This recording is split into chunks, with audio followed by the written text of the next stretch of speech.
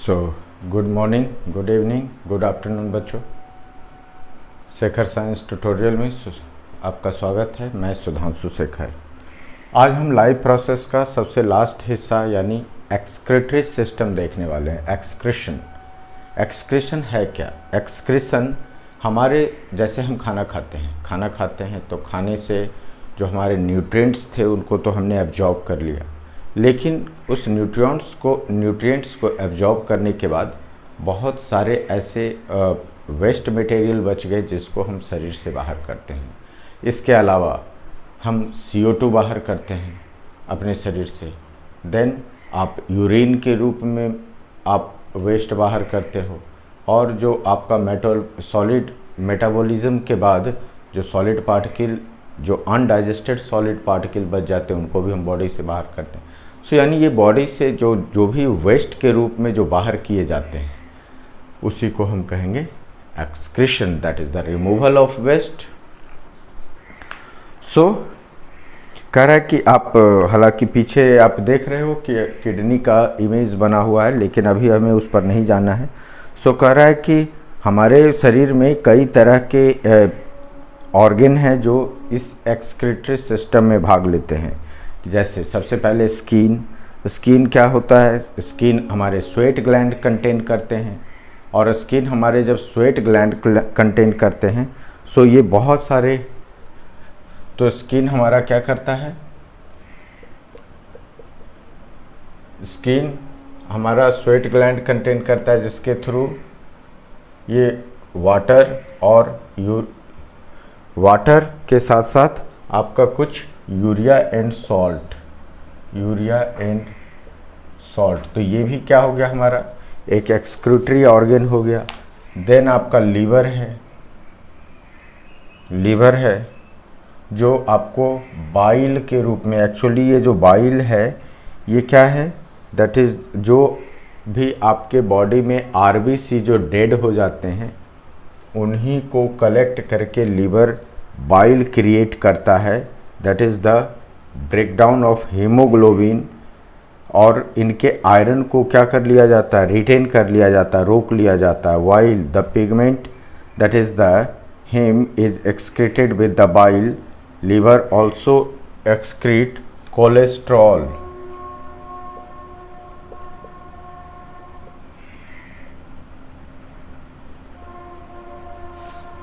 सो liver भी हमारा excretory organ में आ गया। इसने बाइल जूस को बाहर किया जिसके साथ हमारे RBC का जो डेड पिगमेंट है, आयरन को रिटेन कर लिया जाता है, और बाइल जो RBC में आयरन पार्टिकल्स को रिटेन करने के बाद जो बच गया उसको बाइल जूस के रूप में इसने बाहर कर दिया। इवन इस कोलेस्ट्रॉल को भी लीवर बाहर करता है। देन आपका आ गया लंग्स भी क्या करते हैं? तो हम जो ऑक्सीजन लेते हैं आफ्टर मेटाबॉलिज्म ऑफ कार्बोहाइड्रेट वो आपका बदल जाता है किसमें? कार्बन डाइऑक्साइड में, और इसको से लंग्स क्या करता है? बॉडी से बाहर कर देता है। बट जो हमारा मेन एक्सक्रीटरी ऑर्गन है दैट इज़ द किडनी, जो हमें पढ़ना है। तो ये आपका किडनी का स्ट्रक्चर है। किडनी क्या है? एक बीन शेप्ड स्ट्रक्चर है जो 2 की संख्या में हमारे शरीर में पाया जाता है। नाउ अब आप देखोगे कि रीनल आर्टरीज, तो इससे ब्लड क्या हो रहा है? अंदर की तरफ जा रहा है। ब्लड जो है वो अंदर की तरफ जा रहा है। ब्लड को प्यूरिफाई करता है। क्या क्या प्यूरिफाई किया जाएगा? Urea and uric acid, urea and uric acid, जिसको आप नाइट्रोजिनस वेस्ट भी कह सकते हो। नाइट्रोजिनस वेस्ट भी कह सकते हो। इसको कौन फिल्टर आउट कर रहा है? ये ब्लड से उसको फिल्टर करके और क्या कर रहा है? आपके यूरिन के थ्रू आपके बॉडी से बाहर कर रहा है। सो रीनल आर्टरी से ब्लड हमारा अंदर गया। अंदर क्या है? एक चलनी देखो ना, आटा चला जाता है। ठीक उसी तरह से लाखों की संख्या में इसमें बहुत सारे यूनिट्स भरे पड़े हैं जिसको हम कहते हैं नेफ्रॉन। जैसे हम कह सकते हैं कि हमारा बॉडी जो है वो सेल का बना हुआ है। यानी हमारे बॉडी में बहुत सारे लाखों करोड़ों की संख्या में सेल होते हैं। ठीक उसी तरह से ब्रेन में हमारा क्या होता है, लाखों करोड़ों अरबों की संख्या में न्यूरॉन्स होते हैं। तो इसी तरह से किडनी के अंदर एक ट्यूब लाइक स्ट्रक्चर, लाखों की संख्या में एक ट्यूब लाइक स्ट्रक्चर होते हैं जिसको हम कहते हैं नेफ्रॉन, जिसको हम आगे पढ़ने वाले हैं। बट फिलहाल आप थोड़ा सा समझ लीजिए कि किस तरह से हमारे किडनी का स्ट्रक्चर होता है। इसके ऊपर एक फाइब्रस कैप्सूल यानी कि एक कवर चढ़ा होता है, थिन लेयर होते हैं, पतला सा लेयर। उसके नीचे आपको डार्क हिस्सा नज़र आ रहा है, दैट इज़ कॉल्ड, ये जो डार्क हिस्सा है दैट इज़ द कॉर्टेक्स। और उसके नीचे आपको थोड़ा सा लाइटर पार्ट नज़र आ रहा है, दैट इज़ द मेडुला। और ये जो वैकेंट प्लेस यानी जहाँ फिल्टर हो करके आपका यूरिन आएगा और यही आगे चल कर के क्या बन जाएगा, यूरेटर। तो ये जो ब्लैंक स्पेस क्रिएट हो रहा है दैट इज़ द पेल्विस, और ये पेल्विस ही है जो आगे चल के क्या बन जाएगा, यूरेटर। यानी कि जो भी हमारे बॉडी में यानी यूरिन यहाँ से क्या क्रॉस कर रहा है, जो आपका यूरिन कलेक्ट हुआ है वो आपके यूरेटर से होकर के आपके ब्लैडर, यूरिन ब्लैडर में जा कर के जमा हो जाएगा। बट हमने कहा कि द यूनिट यानी कि the structural and functional unit of the kidney is called nephron, is called nephron. और उस नेफ्रॉन को हमें थोड़ा सा डिटेल में पढ़ना है, उस नेफ्रॉन को हमें थोड़ा सा डिटेल में पढ़ना है। हम इस किडनी को फिलहाल मिटा रहे हैं।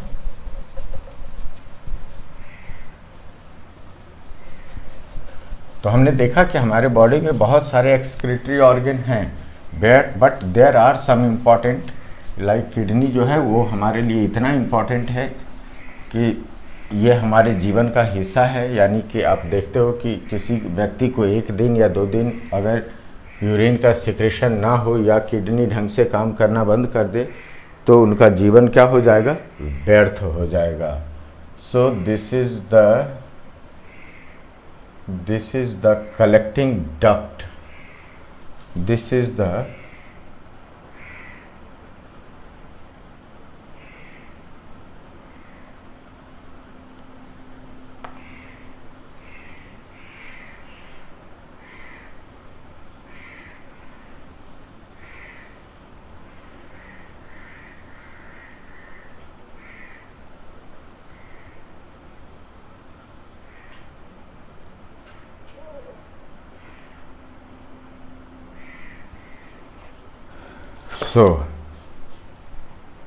ये हो गया आपका Bowman's capsule, Bowman's capsule that is the cup like structure. और इसमें क्या होते हैं, इसमें आपका बहुत सारा ब्लड कैपिलरीज भरा होता है जिसको आप कहते हो ग्लोमेरुलस। इन दोनों को मिला करके हम क्या बोलते हैं, Malpighian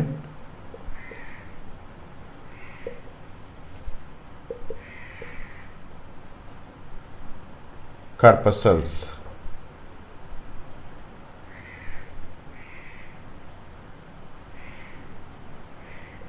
corpuscle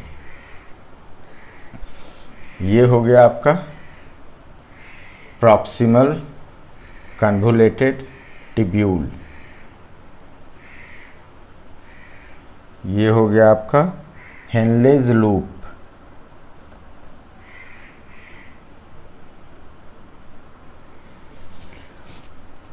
then this is called distal convoluted tubule,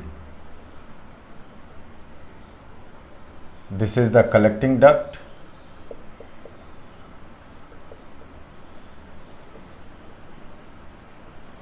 यानी ये बहुत सारे हैं।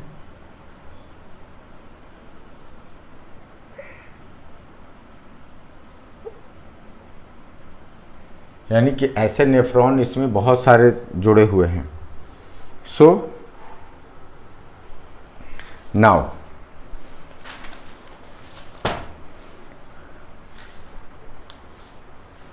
अगर अब हम सबसे पहले बात कर लें कि ऑर्गेनिज्म जो होते हैं वो यूनिसेलुलर भी होते हैं, मल्टी सेलुलर भी होते हैं, complex body structure and simple body structure.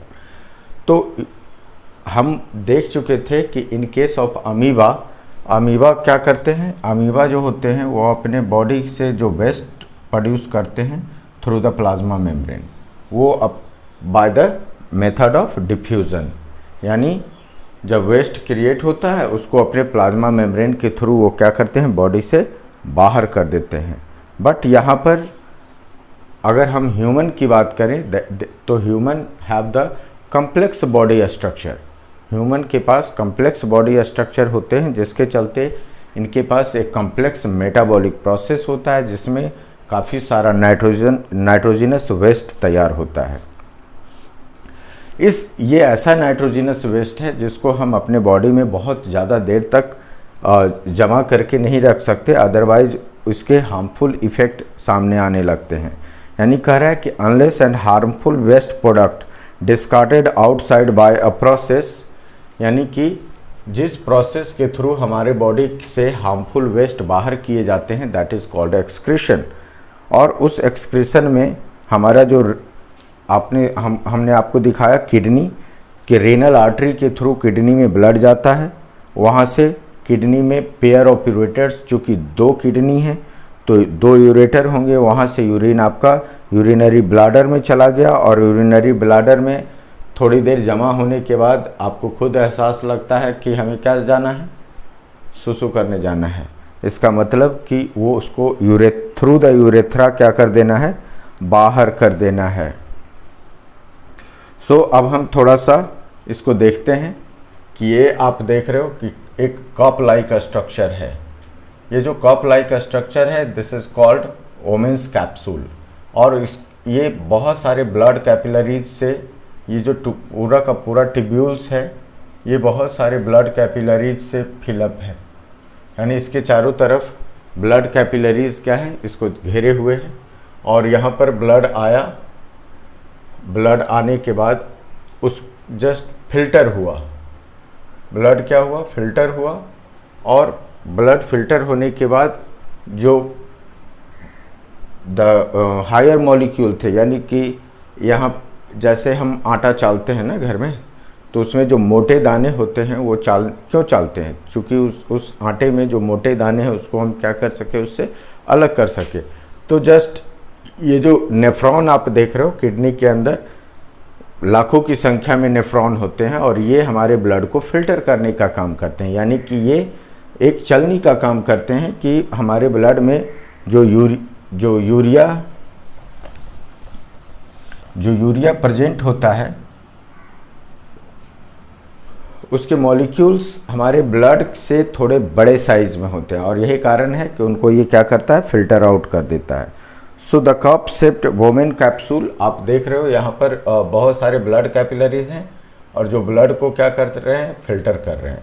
Blood को फिल्टर करके जो फिल्टर्ड ब्लड है उसको ये बाहर कर देते हैं, और जो हमारा यूरिन यानी नाइट्रोजनस वेस्ट है वो हमारा यहाँ वापस आ गया। लेकिन जब ये हमारे ब्लड को फिल्टर कर रहे होते हैं तो नाइट्रोजनस वेस्ट के साथ साथ कुछ अमाउंट में ग्लूकोज, वाटर और अमीनो एसिड, जिनके मॉलिक्यूलर साइज बड़े होने के चलते उनको भी फिल्टर करके ये क्या कर देता है, बाहर कर देता है। तो इसीलिए आप देख रहे हो कि पूरे जो ये ट्यूबुलर स्ट्रक्चर है उसमें बहुत सारे ब्लड कैपिलरीज चारों तरफ से क्या है, इसको घेरे हुए हैं। तो ये क्या करते हैं, रीएब्जॉर्प्शन, यानी ग्लूकोज, अमीनो एसिड, डिपेंड करता है कि हमारे शरीर में वाटर का पोजीशन क्या है। अगर हम पानी ठीक ठाक पी रहे हैं, हमारे शरीर में कोई एक्स्ट्रा पानी की ज़रूरत नहीं है, तो ये बहुत ज़्यादा वाटर का रीएब्जॉर्प्शन नहीं करेंगे। अदरवाइज जो रीएब्जॉर्प्शन होगा वो क्या होगा, glucose, amino acid, there are few salts यानी मिनरल्स, कुछ मिनरल्स वगैरह भी होते हैं जो फिल्टर आउट हो जाते हैं। तो glucose, water, amino acid and there are some salts, यानी जिसको आप मिनरल्स भी कह सकते हो, ये इनको वो भी हमारे वेस्ट के रूप में यानी यूरिया के साथ साथ निकल आते हैं यूरिया के साथ साथ आपका glucose, then amino acid, water content, कुछ अमाउंट में वाटर, और देयर आर फ्यू सॉल्ट्स, या जिसको आप कह सकते हो कि देयर आर सम मिनरल्स। तो ये इनको रीएब्जॉर्ब कर लिया जाता है, इनको रीएब्जॉर्ब कर लिया जाता है। क्योंकि आप जब किडनी पढ़ रहे हो तो यहाँ 3 प्रोसेस चलता है आपका। फिल्ट्रेशन, ब्लड को फिल्टर कर रहा है। रीएब्जॉर्प्शन, ब्लड के साथ जो glucose, amino acid, water, salts, ये जो उनके यूरिया के साथ साथ ये बाहर निकल गए थे, उनको इन ब्लड कैपिलरीज के द्वारा क्या कर लिया जाएगा, रीएब्जॉर्ब कर दिया जाएगा। And the third is secretion, जिसको अभी हम आगे पढ़ेंगे। या आप जान लो कि इनका 3 प्रोसेस होता है। Filtration of blood, reabsorption of glucose, amino acid, water and salt, and the secretion of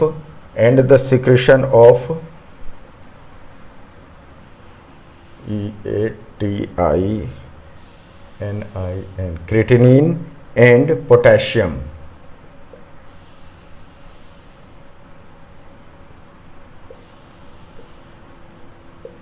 potassium ion, इनका क्या होता है, ये सिक्रेशन करते हैं, that is the tubular secretion बोला जाता है इनको, tubular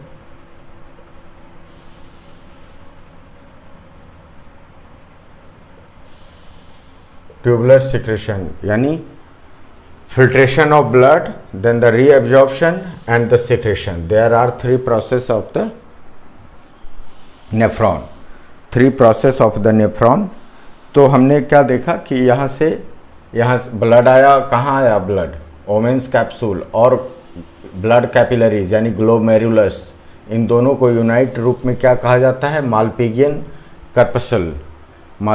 कर्पसल। So blood capillaries called, the wave of blood capillaries is called glomerulus, the cup-like structure is called Omen's capsule, united they called Malpighian corpuscles। then आपका postal proximal convoluted tubule और distal convoluted tubule। तो यहाँ women's capsule से जो हिस्सा जुड़ा हुआ है that is the postal convoluted tubule, जो नीचे आपका यू लाइक शेप है that is called Henle's loop, और जो ये ऊपर कलेक्टिंग डक्ट से जाकर के जुड़ रहा है that is the distal convoluted tubule. और चूंकि इस तरह के नेफ्रॉन लाखों की संख्या में होते हैं जो ब्लड फिल्टर करते हैं, और ये सारे तो इसी और this is the collecting duct, यानी इसी के थ्रू बहुत सारे नेफ्रॉन क्या होते हैं, जुड़े होते हैं, जो हमारे यूरिन को ब्लड से फिल्टर करके इस कलेक्टिंग डक्ट में जमा करते हैं। और ये जो स्ट्रक्चर है that is called nephron, that is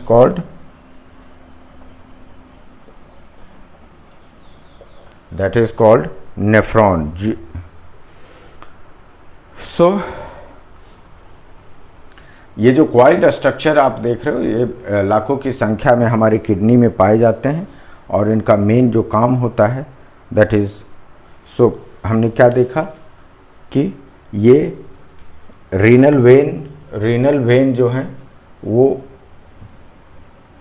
renal vein से यहाँ पर ब्लड आता है, रीनल वेन से यहाँ पर रीनल आर्टरीज,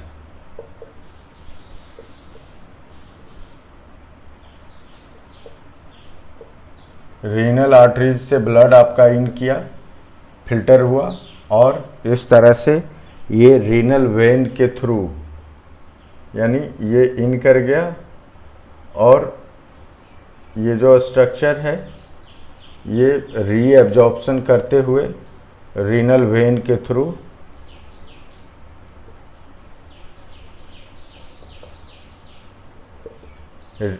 रीनल आर्टरीज से इन हुआ ब्लड, और ये पूरे ट्यूबुलर स्ट्रक्चर को घेरते हुए रीनल वेन के थ्रू, यानी रीएब्जॉर्प्शन की प्रक्रिया को परफॉर्म करते हुए रीनल वेन के थ्रू हमारे ब्लड जो है वो बाहर हो गए। ये था नेफ्रॉन। इसको फिर से समझ लीजिए।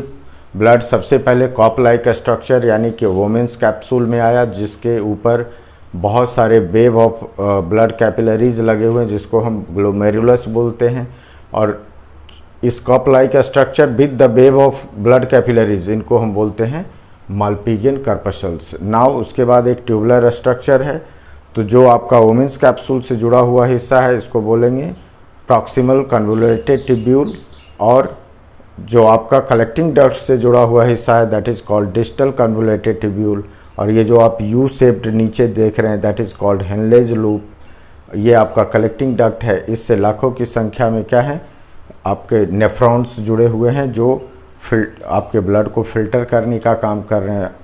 सो जब फिल्टर किया जाता है तो वोमेन्स कैप्सूल से कुछ बड़े molecules like glucose, amino acid, water and salt, ये यूरिया के साथ साथ ही वो बाहर हो जाते हैं क्योंकि इनका मॉलिक्यूलर साइज़ बड़ा होता है, जिनको आप देख रहे हो कि ये पूरे ट्यूबुलर स्ट्रक्चर पर बहुत सारे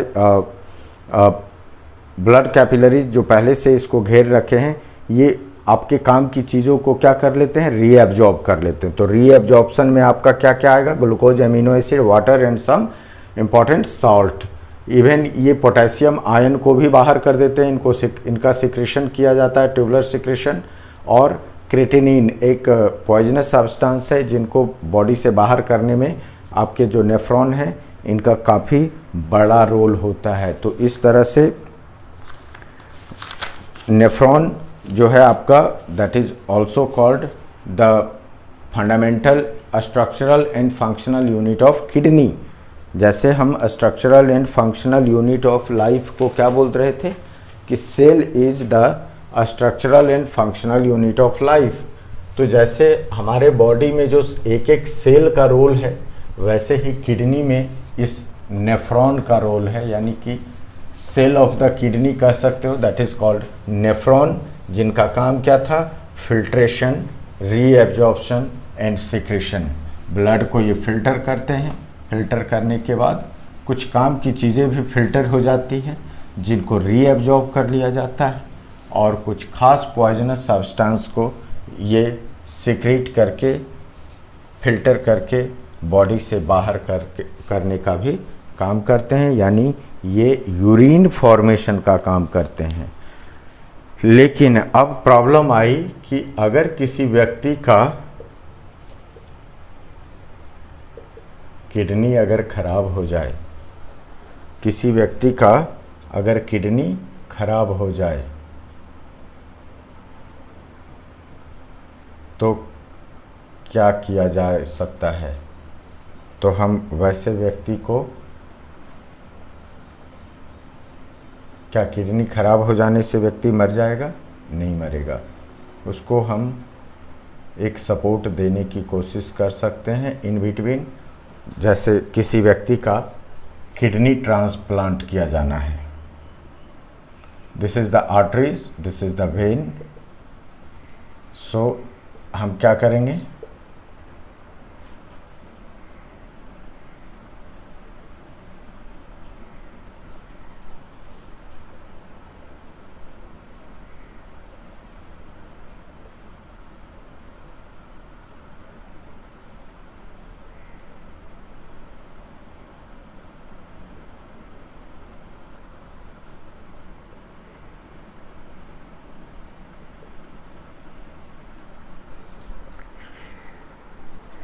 so this is called dialysis solution।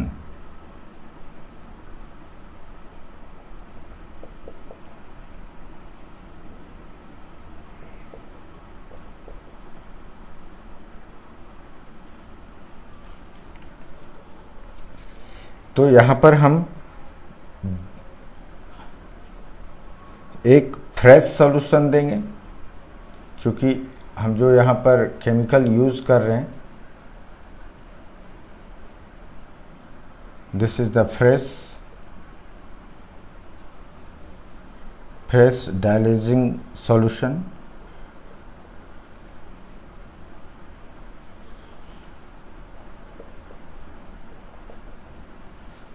यहाँ से हम फ्रेश, इसके अंदर एक सॉल्यूशन है,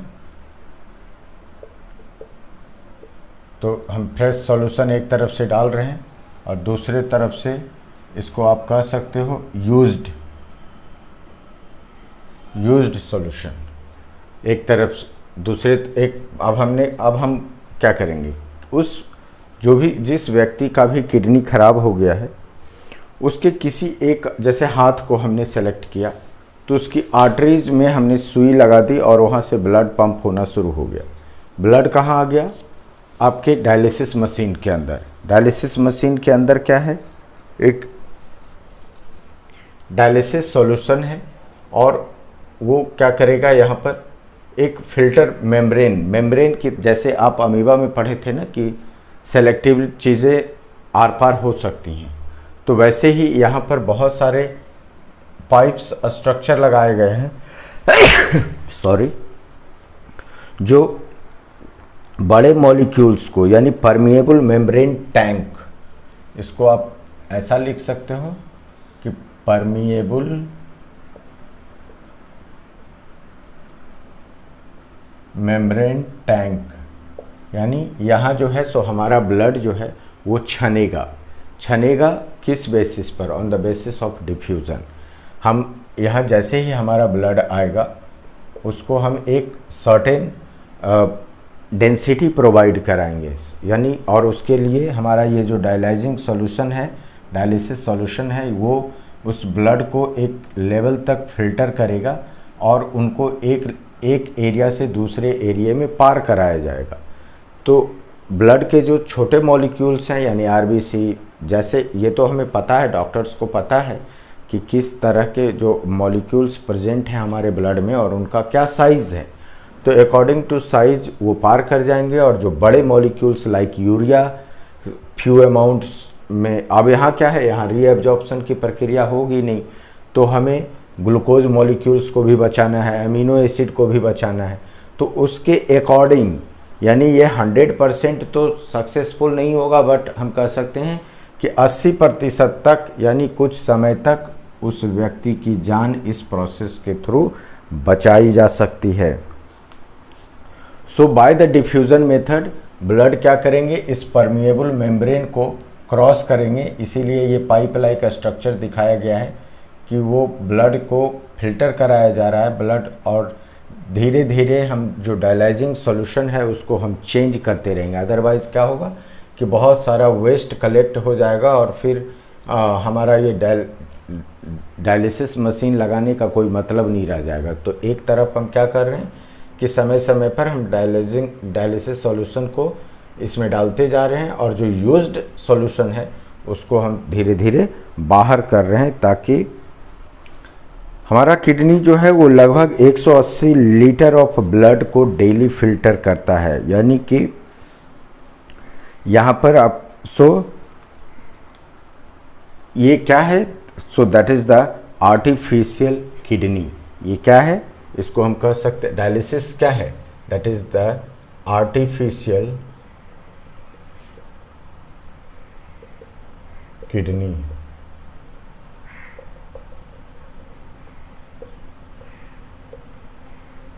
जिसको आप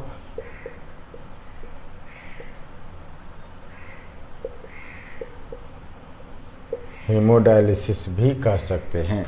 यानी कि एक तरफ से आपका जो डीऑक्सीजनेटेड ब्लड है वो ब्लड लेकर जा रहा है, दूसरी तरफ से आपका ब्लड वापस जा रहा है, और चूँकि किडनी हमारी काम कर नहीं रही है, सो किडनी के जगह पर हम डायलिसिस मशीन रखते हैं जो हमारे ब्लड को फिल्टर आउट करने का काम करता है। यानी कि यूरिया जैसे बड़े मॉलिक्यूल्स को यहाँ क्या कर लिया जाता है, फिल्टर कर लिया जाता है। इसी को हम डायलिसिस मशीन कहते हैं।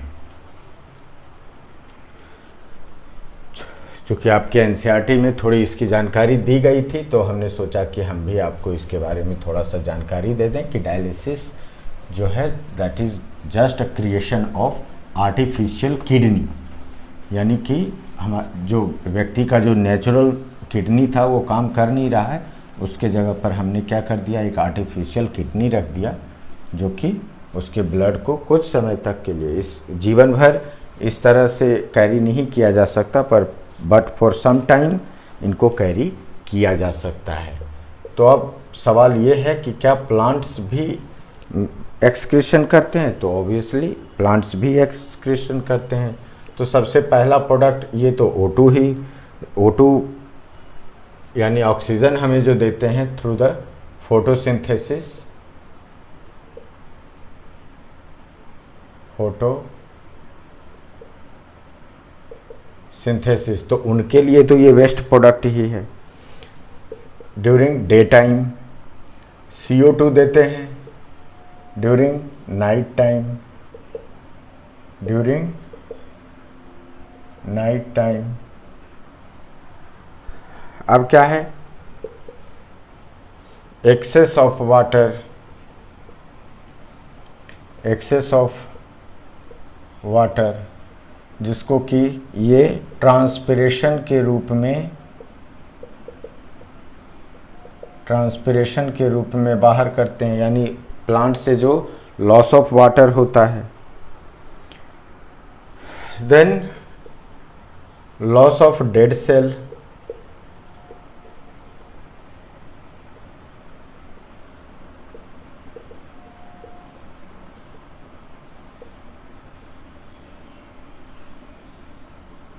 रह रह कर प्लांट अपने पत्ते को चेंज करते रहते हैं, पेड़ का जो छाल होता है वो चेंज होता रहता है।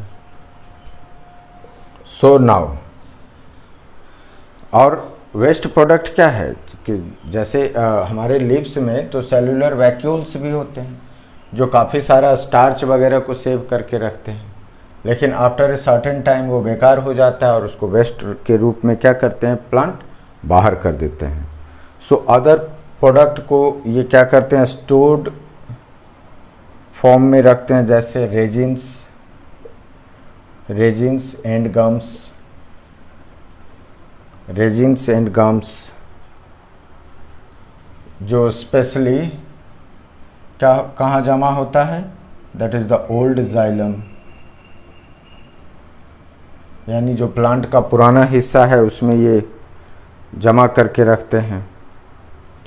हमारे रूट भी बहुत सारे वेस्ट क्रिएट करते हैं जो अपने ही रूट के चारों तरफ वो क्रिएट, यानी कि जैसे हम इंसान हैं और हमारे बॉडी के अंदर बहुत सारा वेस्ट क्या होता है, तैयार होता है, ठीक उसी तरह से प्लांट्स भी लीव्स के रूप में, ऑक्सीजन के रूप में, कार्बन डाइऑक्साइड के रूप में, एक्सेस ऑफ वाटर के रूप में and loss of leaves tissue वगैरह के रूप में रेजिन्स गम्स जो ये स्टोर रखते हैं। और समय समय पर आप देखोगे कि प्लांट से बिल्कुल चिपचिपा टाइप का लिक्विड्स प्लांट के बॉडी पार्ट्स से अलग अलग जगह से अलग अलग समय पर सिक्रीट होता रहता है।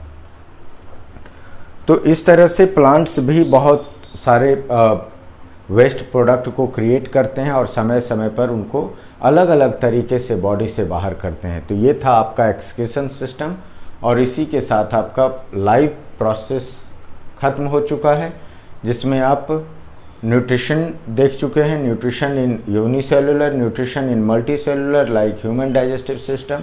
देन आप रेस्पिरेटरी सिस्टम देख चुके हैं अलग अलग वीडियोज़ में, सर्कुलेटरी सिस्टम देख चुके हैं और आज हम लोग एक्सक्रीशन भी समाप्त कर चुके हैं। सो ऑल द बेस्ट बच्चों। लाइव प्रोसेस आपके टर्म 1 का एक सिंगल चैप्टर है, कहने को तो सिंगल चैप्टर है बट ये अपने आप में बढ़िया होता कि इसे 3-4 चैप्टर बना दिया जाता, लेकिन चूँकि ये हमारे टर्म 1 के सिलेबस में है सो हमें इस पर ध्यान देना बहुत ज़रूरी है। So all the best. और बिल्कुल टोटल एक भी क्वेश्चन छूटना नहीं चाहिए। आफ्टर ऑल आप NCERT ज़रूर स्टडी करें और कोई भी कन्फ्यूज़न हो, कोई भी परेशानी हो, आप हमारे कमेंट बॉक्स में क्वेश्चन छोड़ सकते हैं, you will get your answer. Thank you.